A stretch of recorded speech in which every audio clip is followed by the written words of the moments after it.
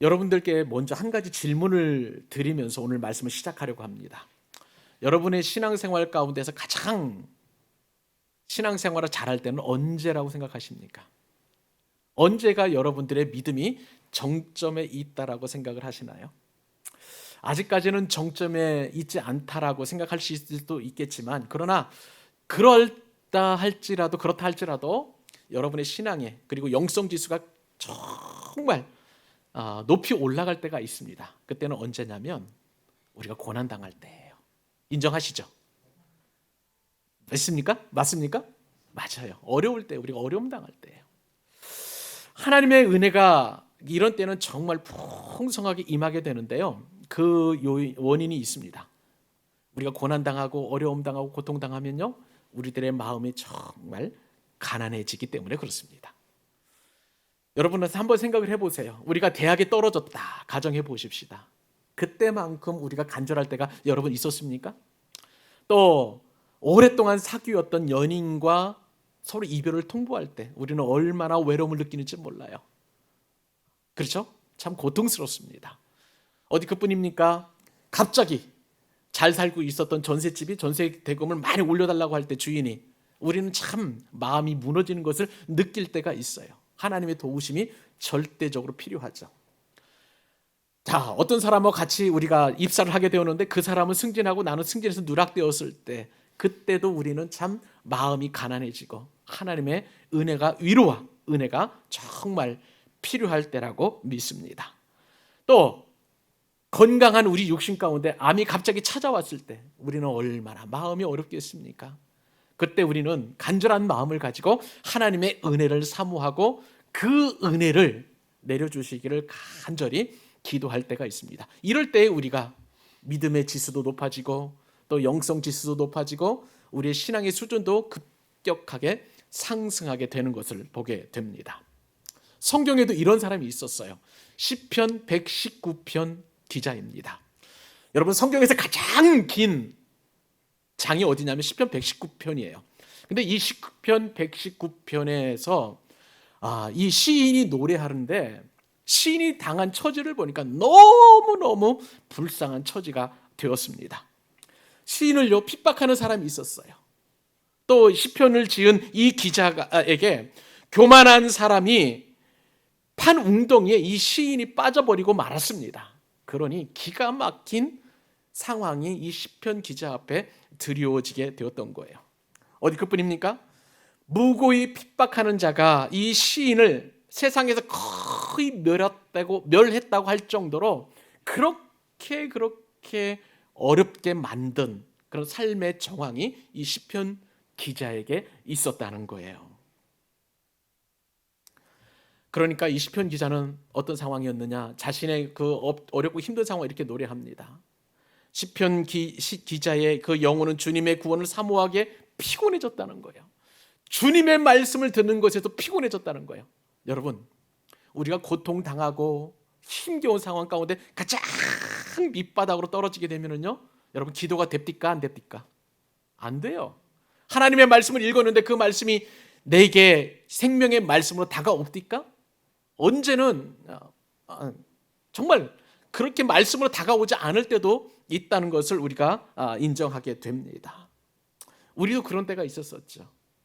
어렵고 힘겨울 때, 고통당할 때, 그리고 기도조차 되지 않고 눈물만 나오고, 그리고 우리의 마음이 하나님 앞에서 쏟아놓기에도 버거울 때가 있더라는 거예요.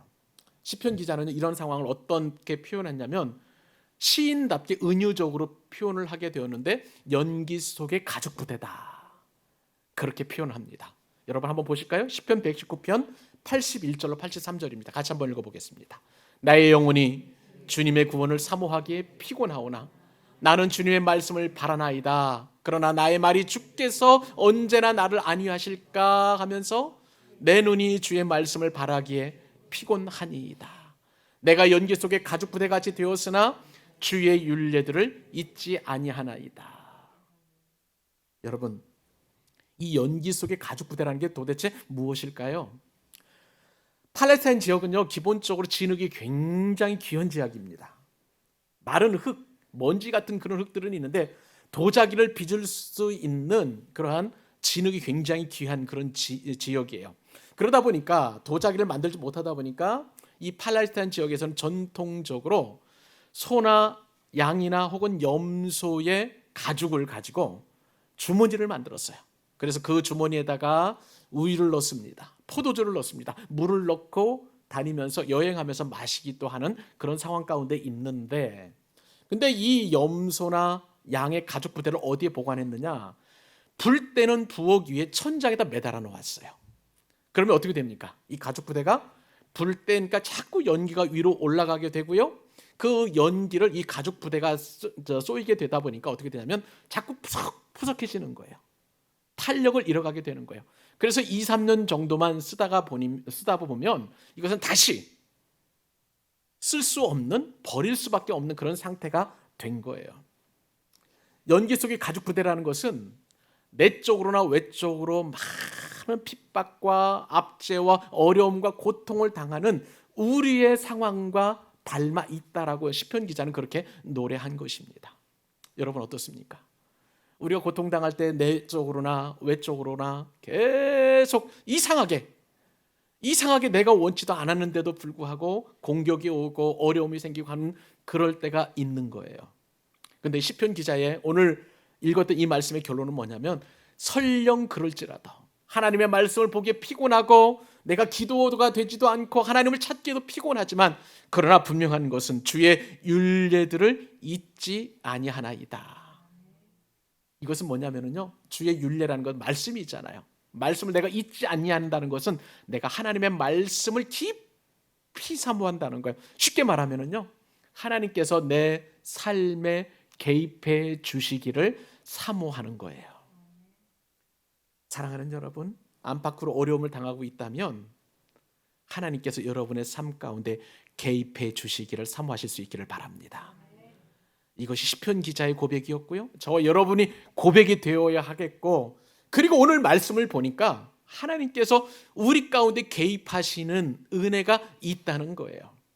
이것이 바로 하나님께서 사람을 흙으로 빚으시고 그 코에 생기를 불어넣어 주셔서 그래서 우리로 하여금 생명이 되게 하셨다는 말씀입니다. 비록 내 삶이 찢어졌어요. 그리고 굽어졌어요. 그리고 내가 이해할 수 없는 고통을 당하는 그런 환경 가운데 있다고 우리가 가정을 하고 실제로 그런 상황이 있다 할지라도, 여러분, 나를 높이 들어서 회복시키시는 하나님의 섭리를 여러분 기대하시기 바랍니다. 그 하나님을 신뢰하실 수 있기를 바랍니다. 그 하나님이 바로 저와 여러분에게 생기를 부어 넣어 주셔서 저와 여러분을 생명의 사람으로 만들어 주신 줄로 믿습니다. 내가 아무리 오래도 우리는 분명한 것은 생명의 사람이에요.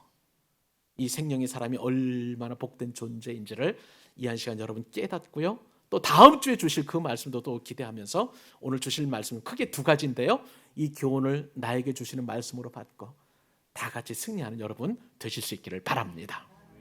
오늘 첫 번째 교훈은 무엇일까요? 생명의 사람 우리를 만들었는데 이 생명의 사람에게 주시는 축복이 무엇일까? 첫 번째 복은 뭐냐면요, 우리가 생명이 되기까지 우리 하나님께서는 기다리시고 준비하신다는 사실입니다. 너무 귀한 은혜예요. 창세기 1장에서 여러분 계속해서 우리 말씀 주일마다 상고해 보았죠. 창세기 1장 하나님께서 천지를 창조하신 내용들을 우리가 깊이 묵상을 하게 되었습니다.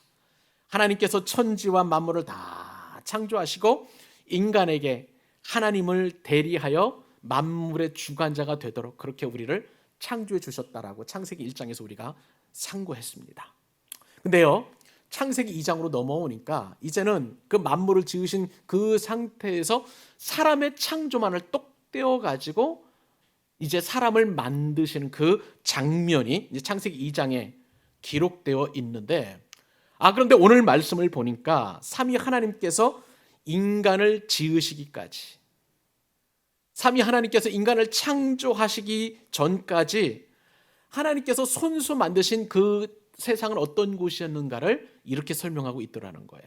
여러분 오늘 말씀 4절, 5절, 6절 석절 말씀 같이 한번 읽어보십시다. 자, 시작. 이것이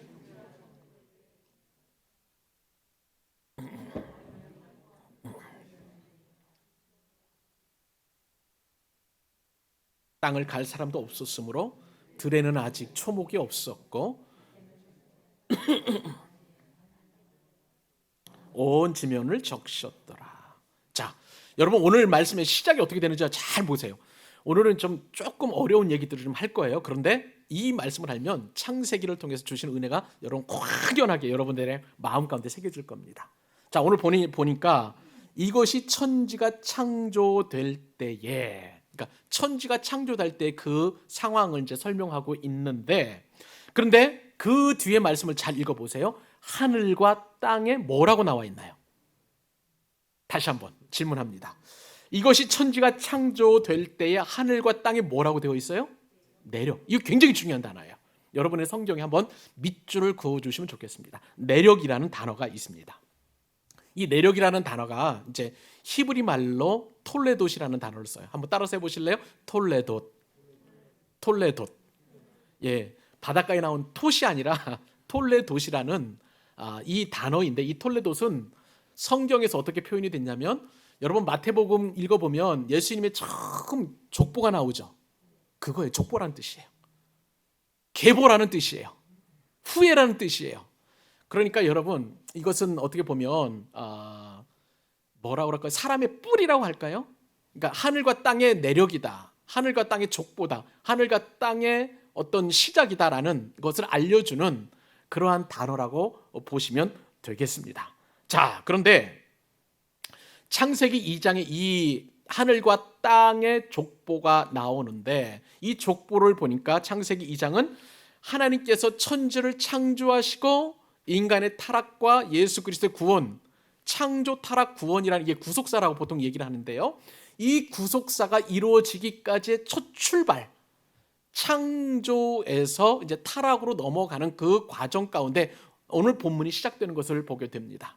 그러니까 예수님께서 나오셔서 이제 창조 타락 구속, 예수님의 구원이 이루어지는 그 과정 가운데 예수님은 일단은 이 창세기 2장에는 나오지 아니하고요, 예수님께서 이 구속하시기까지, 구원하시기까지 세상과 땅은 어떻게 되었는지, 하늘과 땅은 어떻게 되었는지 그 족보를 하나님께서 말씀으로 보여주신다는 사실인 것입니다. 자, 그런데 그 내력을 어떻게 이제 성경에서 설명을 하냐면, 자, 하늘과 땅의 내력이니, 자, 그 다음에 단어가 어떻게 나오냐면, 여호와 하나님이 땅과 하늘을 만드시던 날에. 여러분은 이 말씀 아마 그냥 읽으셨을 거예요. 평범하게 읽으셨을 거예요. 그런데 저는요, 설교자로서 이 말씀을 깊이 묵상하다 보니까 그냥 읽혀지는 게 아니라 이상하다? 라는 생각을 갖게 되었어요. 지금까지 창세기 1장에서 천지를 창조하시는 그 하나님은 그냥 우리나라 성경에 그냥 하나님으로 표현되어 있습니다만은 원어 성경에 따르면은 엘로힘으로 표현이 돼요. 따라서 해보십시다. 엘로힘. 엘로힘이라는 단어는 뭐냐면은 창조, 전능하신 창조주라는 뜻을 가지고 있어요. 그러니까 엘로힘께서 하늘을 만드시다, 뭐 이렇게 땅을 만드시고 또 이루올 성신을 만드시고, 이렇게 엘로힘이 만드셨는데, 자, 오늘 본문에 보니까 이제는 엘로힘이 아니라 어떻게 표현이 되어 있냐면 여호와 하나님 혹은 야훼 하나님으로 이렇게 표현되어 있다는 거예요. 굉장히 중요한 천지 창조에서 전환점이 바로 이 하나님에 대한 표현에서 이렇게 만들어지고 있다는 것을 저와 여러분이 긴장감을 가지고 보셨으면 참 좋겠습니다. 자, 그러면 여러분 여호와라는 뜻을 알아야 되겠죠. 성경을 읽을 때 그냥 여러분들은 그냥 쭉쭉 읽어나가니까 여호와 하나님이든 그냥 하나님이든 뭐 상관없겠지만, 그러나 굉장히 중요한 의미를 가지고 있어요. 여호와 혹은 야훼라는 것은 어디서 이 말씀이 파생이 되었냐면, 출애굽기 3장 15절에 보면 하나님께서 모세에게 나타나셨잖아요. 출애굽기 3장 14절입니다. 모세에게 나타나는데 그 가시떨기나무에서 타는 불꽃으로 나타나신 그 하나님께서 모세에게 당신은 누구이십니까? 라고 이야기했을 때 하나님이 어떻게 말씀하시면 나는 스스로 있는 자니라. 영어 성경에 보니까 I am that I am, I am who I am, 그렇게 표현합니다. 나는 스스로 있는 자니라, 나는 스스로 존재하는 자라, 그렇게 하나님께서 당신을 표현해 내신 것이죠. 이것을요 히브리 말로 표현을 해보면 예흐에 아세르 예흐에라고 그렇게 표현되어 있어요. 예흐에라는 말이 이제 원래 히브리어는 지금 보시면은 이제 자음과 모음이 같이 있습니다만은 원래 성경에는 모음이 없어요. 자음만 있다 보면은 이 자음만 따서 읽게 되면 그냥 예흐회가 되고요. 이것이 야훼가 되었고 우리나라 성경으로는 여호와라는 이름으로 이렇게 번역이 되었습니다. 그래서 오늘 하늘과 땅의 내력을 소개하시는 그분은 어떤 분이시냐? 여호와 하나님, 스스로 계신 하나님이 바로 이제 이렇게 역사의 전면에, 성경의 전면에 등장하시고 계시는 것을 보게 됩니다.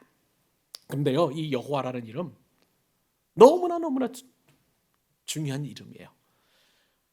원래 여러분, 우리가 사람 이름을 나는 그냥 있는 자야, 나는 그냥 있는 사람이야 이렇게 표현하지 않잖아요. 원래 이름이 있잖아요. 제 이름이 권영삼이라는 것은 이제 부모님께서 저에게 지어주신 이름이 있는데 나는 그냥 있어 이렇게 표현하지 않잖아요. 그러다 보니까 이제 원래 하나님도 원래 이름이 성경에서는 원래 여러 가지 이제 성품에 따라서 이렇게 나타나고 합니다만은 원래 이름이 없는데 그 하나님을 그렇게 표현하고 싶은데 사람들이 표현할 수 없으니까 그냥 예흐웨, 여호와, 야훼라고 이렇게 표현하게 되고요. 이 여호와라는 그 이름을 너무나 거룩하니까 유대인들은 쉽게 부르지도 못했어요. 왜냐하면 10계명 가운데 제3계명 여러분 아시나요? 이 출애굽기나 또 신명기 5장에 기록되어 있는데 이 3계명이 이 말씀이에요. 너는 내 하나님 여호와의 이름을 망령되이 일컫지 말라. 나 여호와는 내 이름을 망령되이 일컫는 자를 죄 없는 줄로 인정하지 아니하리라. 이게 무슨 말씀이냐면 내 이름을 망령되이 일컫으면 반드시 죄를 묻겠다는 것을 하나님은 말씀하시니까 유대인들은 그 말씀을 어길까 싶어가지고 벌벌벌 떨다가 이 예흐에를 기록해놓고 여호와라고 읽지를 못해요. 그래가지고 그냥 유대인들은 그냥 아도나이라고 이렇게 읽습니다. 아도나이라는 것은 나의 주님이라는 뜻을 가지고 있어요. 그러니까 우리는 여호와 하나님 분명하게 있습니다만은 그러나 유대인들은 히브리 성경 읽으면서 여호와라는 단어를 나올 때마다 그냥 나의 주님 아도나이 아도나이 그렇게 읽게 되는 거예요. 그러니까 우리가 더 얼마나 복되고 영광스러운지 몰라요. 유대인들보다도. 자, 그런데 이렇게 여호와를 나의 아도나이라고 읽고 그리고 나서 이제 이 말씀을 더 깊이 의미를 해보면 더 큰 은혜가 됩니다. 원래 이 여호와라는 이름은요, 창조주 하나님과 언약을 맺은 백성들과의 관계를 나타낼 때 항상 여호와라는 단어를 씁니다. 하나님 혼자 계실 때에는 여호와라는 단어를 쓰질 않아요.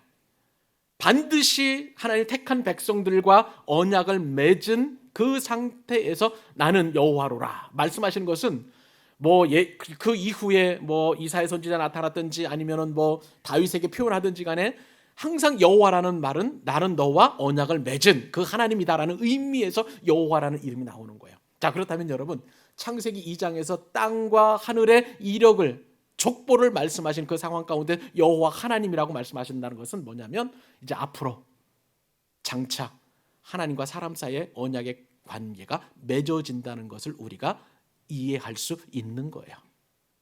그러니까 하나님과 사람 사이에 이제 관계가 맺어지겠다 그렇게 생각하시면 되겠습니다. 그것이 바로 오늘 본문에 기록되어 있는 것이죠. 자, 그런데요 여러분 참 놀랍게도 하나님과 사람 사이의 관계가 맺어지기 전에 하늘과 땅은 어떤 상태인지 그 여호와 하나님께서 말씀하시는데 그때는요 하나님께서 땅에 비를 내리지 아니하셨다는 거예요. 참 이상하죠? 하나님과 사람 사이에 이제 곧 관계가 맺어질 텐데 언약이 맺어질 텐데 그 언약이 맺어지기까지는 비가 내리지 않고 안개만 자욱했다고 성경에 그렇게 기록되어 있습니다. 이것이 바로 하늘과 땅의 족보라는 거예요. 왜 그랬을까요? 여러분 땅에 비가 내릴 때는 언제냐면요 노아의 홍수 이후예요. 그 전까지는 안개만 자욱했던 것입니다.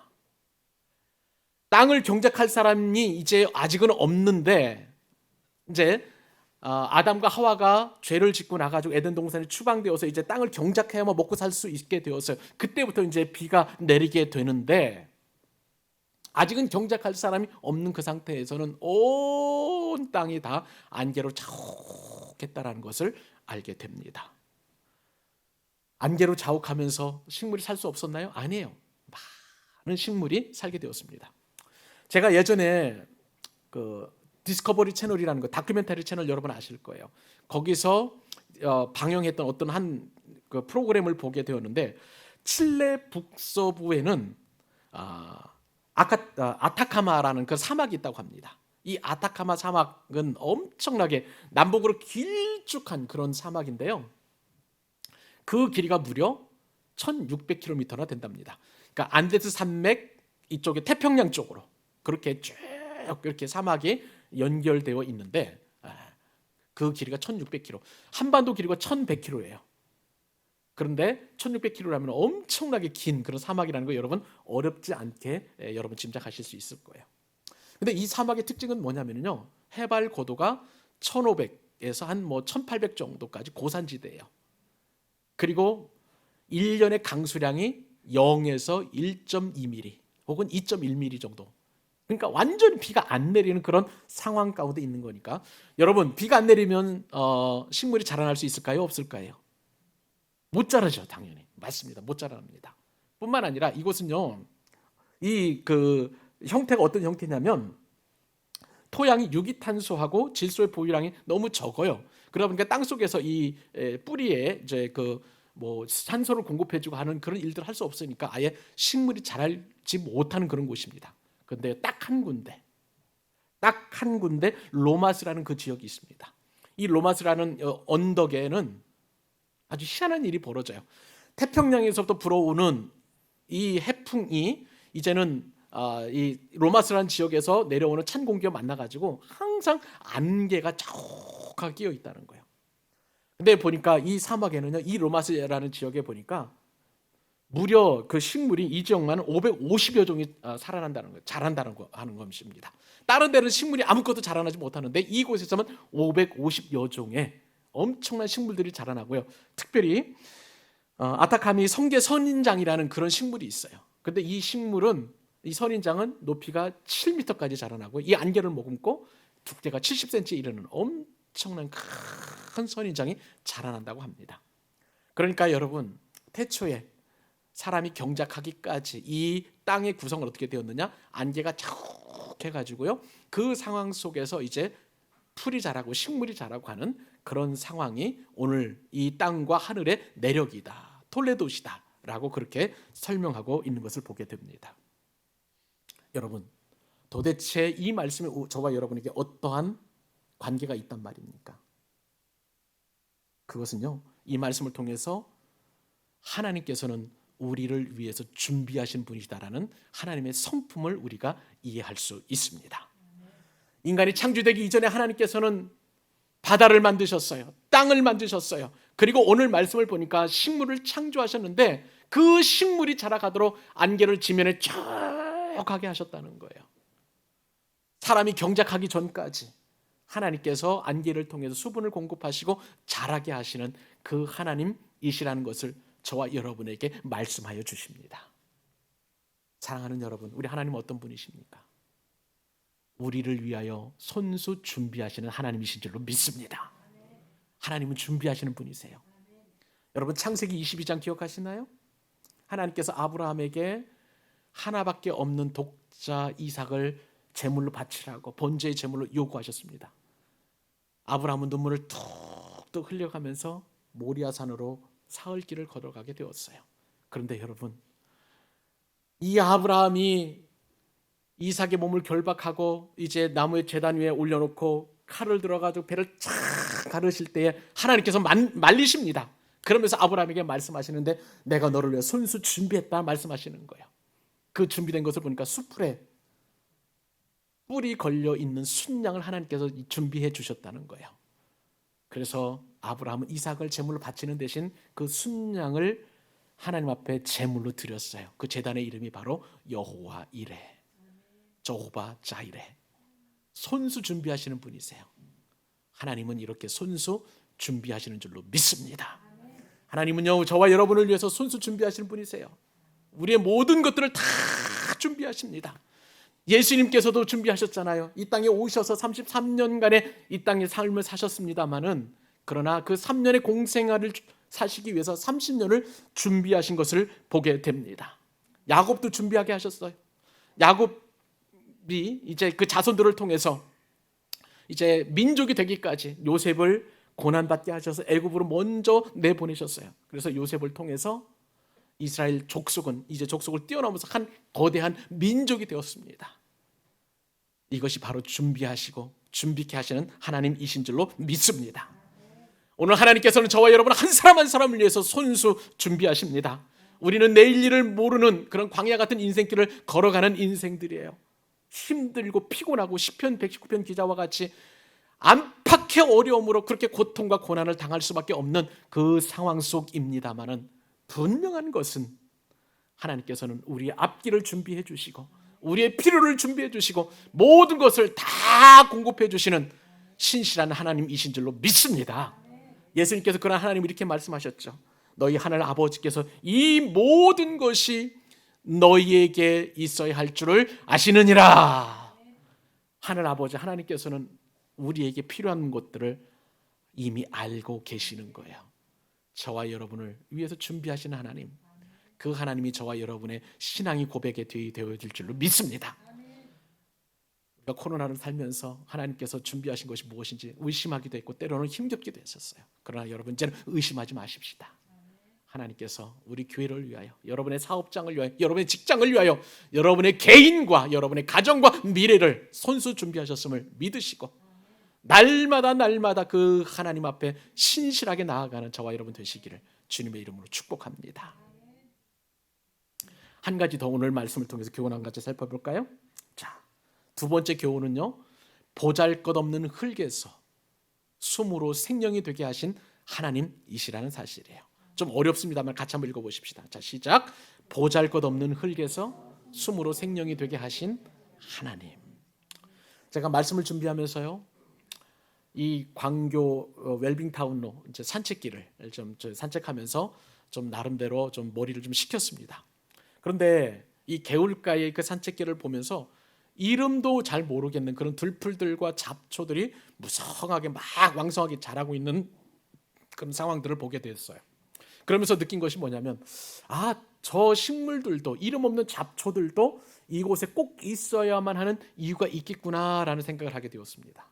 그러고 보니까요, 저 뒤쪽에 있는 광교산에 보니까 그 광교산에는 잡목들이 서로 얽혀져 있는 것 예전에 기억이 납니다. 그 잡목들이 있음으로 말미암아 산사태를 방지하는 그런 역할들을 할 것이고요. 저 해안가에 있는 소나무 숲도 이제는 해풍을 방지하는 그런 역할을 하겠구나. 그러니까 이 땅에 존재하는 모든 것들은 다 존재의 의미가 있겠다라는 그런 묵상을 하게 되었습니다.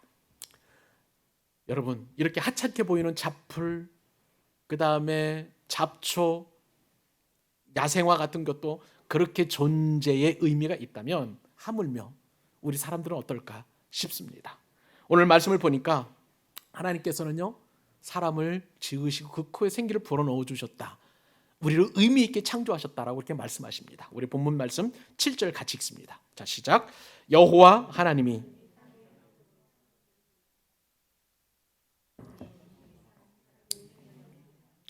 여러분 한번 신기하죠? 하나님께서는 하나님의 형상과 하나님의 모양대로 우리 사람을 지으셨습니다. 그런데요, 너무나 하찮은 흙으로 우리 사람을 지으셨다는 사실이에요. 만약에 제가 창조주라면 조금 고가로 좀 사람을 만들면 안 될까요? 여러분 좋아하는 다이아몬드 어떻습니까? 금과 은은 어떠세요? 귀한 것으로 좀 만들어가지고 좀 사람을 좀 더 품격 있고 고귀하게 만들면 어떻겠느냐라는 생각을 한번 해봅니다. 그런데요, 그냥 훅 불면 날아가는 그 흙으로 하나님께서는 사람을 지으셨다는 사실이에요. 토기장이가 정성을 다해서 이 그릇을 지은 것처럼 하나님께서는 흙을 자꾸 반죽하셔가지고 사람의 모양대로 만들고 하나님의 모양대로 만들었다가 거기 그 코에다가 훅 하고 생기를 불어넣으니까 그 사람이 생명이 되었다. 이것이 바로 7절 말씀입니다. 여러분, 우리가 흙으로 지어졌다면요, 우리가 가지고 있는 알량한 권세, 알량한 돈, 또 알량한 학식, 여러분들처럼 알량하진 않지만 좀 뛰어난 미모, 그런 거 조금 아무런 차이가 없다는 것, 우리가 흙으로 지어졌다는 그 한 가지 사실만 알아도 우리는요 겸손해질 수밖에 없습니다. 엊그저께 우리 교회에 한 집사님이 방문하셨어요. 지금도 아마 예배 드리시고 계실 건데요. 그 집사님과 대화를 하면서 제가 아주 특이한 이야기를 들었어요. 저는요 그동안 언론에서 들었을 때에 아파트 경비원이 갑질을 당했다라는 그런 뉴스를 많이 들었습니다만은, 그런데 그분 집사님께서는 특이하게 아파트 경비원이 갑질을 하더라라는 그런 말씀을 하시는 거예요.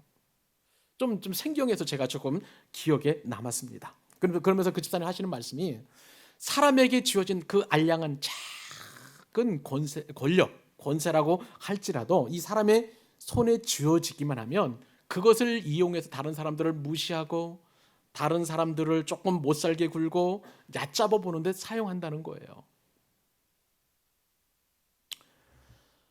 근데 여러분, 우리는 어떤 존재라고요? 흙이에요. 우리가 그냥 한 줌 지어지는 그 흙이라는 존재만 알기만 한다면 우리는 그러한 갑질, 권력질 할 수가 없게 될 것입니다. 우리는 반드시 흙이니까 지어진 대로 흙으로 돌아가게 됩니다. 이것이 바로 성경이 우리에게 말씀해 주시는 그러한 진리라고 할 수가 있겠습니다. 질그릇에 아무리 예쁜 칠을 해보세요. 본 차이 나게 되겠습니까? 안 돼요. 흙에다가 아무리 예쁘게 화장을 해보세요. 아무리 미모가 뛰어난 그런 사람이 되겠습니까? 안 되잖아요. 우리는 똑같은 흙에 불과한 존재임을 알게 된다면 우리는 하나님 앞에서 겸손해집니다. 우리는 사람 앞에서 겸손해질 수밖에 없습니다. 그러므로 우리의 본질은 흙이다 늘 생각하시고 겸손한 인생을 살아갈 수 있기를 축복합니다. 그런데 여러분, 이렇게 흙으로 지어진 별 볼 일 없는 인생을 별과 같은 아름다운 인생으로 만들어 주셨다는 것이 하나님께서 오늘 저와 여러분에게 주시는 결론의 말씀이에요. 흙에 불과한 존재인데 왜요? 하나님께서 그 흙에다가 어떻게 했다고요? 생기를 불어 넣어 주셨기 때문에 그렇습니다. 하나님께서 저와 여러분에게 생기를 불어넣어 주셔서 우리는 생명이 된 줄로 믿습니다. 근데 여러분, 제가 이 생명을 해석하면서 굉장히 많은 유혹에 빠진 거 아세요? 설교를 정말 은혜롭게 하려고 하다가 이렇게 하면 안 된다는 것을 제가 깨닫고 여러분들에게 말씀을 드립니다. 생명하면 여러분 성경에 보시면 아시겠지만 흠정역이라고 킹 제임스 버전에 보면 이것을 어떻게 생명을 번역해 놓았냐면 리빙 소울이라고 그렇게 번역해 놓았어요. 이것을 뭐 쉽게 말하면 살아있는 영적인 존재 이런 의미로 우리가 해석해 볼 수 있지 않겠습니까? 근데 이것은요 이렇게 번역하게 되면은 원문에서 볼 때 굉장히 아쉬움이 있는 그런 번역입니다. 제가 좀 까다롭게 굴 생각은 없습니다만은 이 단어 하나하나의 의미가 신학적으로는 굉장히 중요하기 때문에 제가 원어를 부득이하게 설명하는 것을 여러분 좀 용서해 주시기 바랍니다. 자, 생명의 원래 그 히브리 단어는 복수 형태이지만은 그 단수로 볼 때에 네페시 하야라는 그런 단어를 씁니다. 이 네페시 하야라는 뜻은 뭐냐면은 하야라는 것은 동사예요. 살아 있다라는 거예요.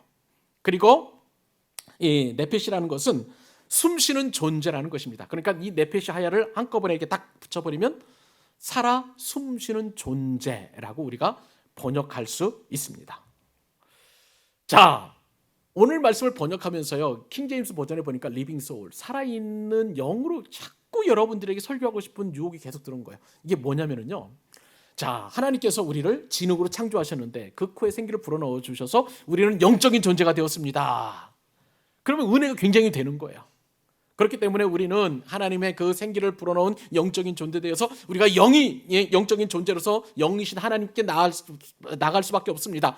우리는 모든 만물 중에서 가장 다른 동물이나 식물들은 영적인 존재가 될 수 없기 때문에 사람만이 유일한 영적인 존재입니다라고 막 설교하고요.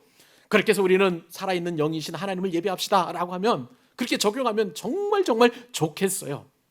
그런데 그렇게 번역이 안 되더라는 거예요. 원어 성경에 보니까 사람만 이렇게 생명이 된 게 아니라는 거예요. 자, 그 말씀이 어디에서 우리가 이제 좀 우리가 살펴보냐면은 이 생명이라는 단어가 여러 군데에서 쓰이게 되었던 것을 보게 됩니다. 우선 여러분의 성경 한번 보십시오. 여러분 성경에서 보시면 자, 그 성경에 보시면 그 각주라고 이렇게 하는 것이 되어 있습니다. 제 성경에 보니까 일하고 가로라고 되어 있고 여러분 성경에도 아마 그렇게 될 거예요. 밑에 파란색 바탕에 글씨가 생물이라고 이렇게 쓰여진 것을 여러분 보시게 될 겁니다. 그렇죠? 성경에 그렇게 기록되어 있습니다. 그러니까 이것이 생명이라는 것은 영이 아니라는 거예요. 살아있는 영, 리빙 소울이 아니라는 거예요.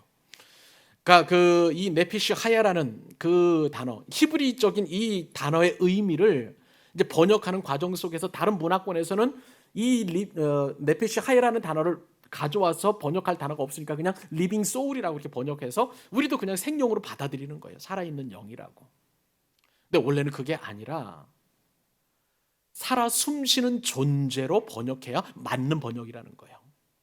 이것이 창세기 1장 20절로 21절 그리고 24절에 번역되어 있는데 이것이 우리가 예전에 살펴보았을 때는 생물이라는 그러한 단어로 번역이 되었습니다. 이 생물에는 짐승들이 있습니다. 가축들이 있어요. 공중에 새들도 있어요. 물고기도 생물이에요.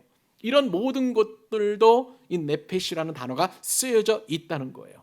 심지어는요 곤충을도 표현할 때에 이 생물이라고 이렇게 번역이 되어 있으니까 자 그러면 여러분 하나님께서 그 코에 생기를 불어넣어서 생명이 되겠다는 것은 우리를 영으로 창조하셨다는 그 개념보다도 살아 숨쉬는 존재로 창조했다라고 우리가 그렇게 적용해야 된다는 거예요. 그렇게 깨달아야 된다는 거예요.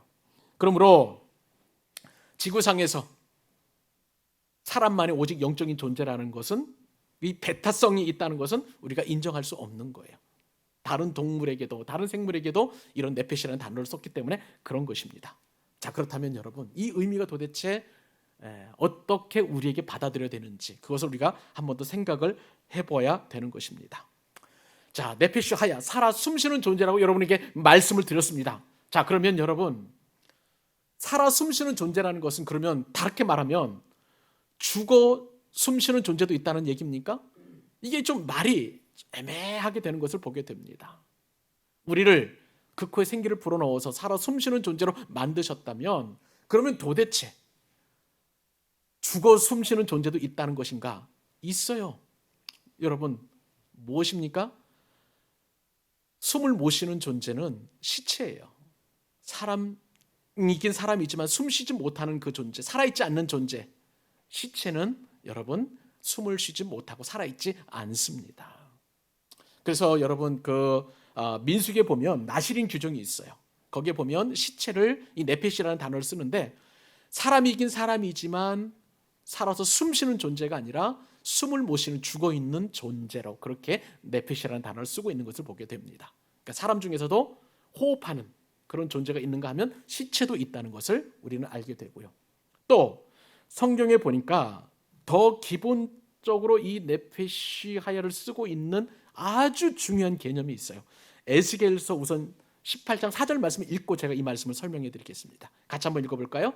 자 시작. 모든 영혼이 다 내게 속한지라 아버지의 영혼이 내게 속함같이 그의 아들의 영혼도 내게 속하였나니 범죄하는 그 영혼은 죽으리라. 맨 마지막에 범죄하는 그 영혼은 죽으리라. 여기서 그 영혼이 바로 네페시예요. 번역이 조금 좀 어렵죠? 영혼. 여기도 똑같이 아까 리빙 소울이라는 것처럼 영혼으로 번역을 해놓았습니다. 범죄하는 그 존재는 죽으리라.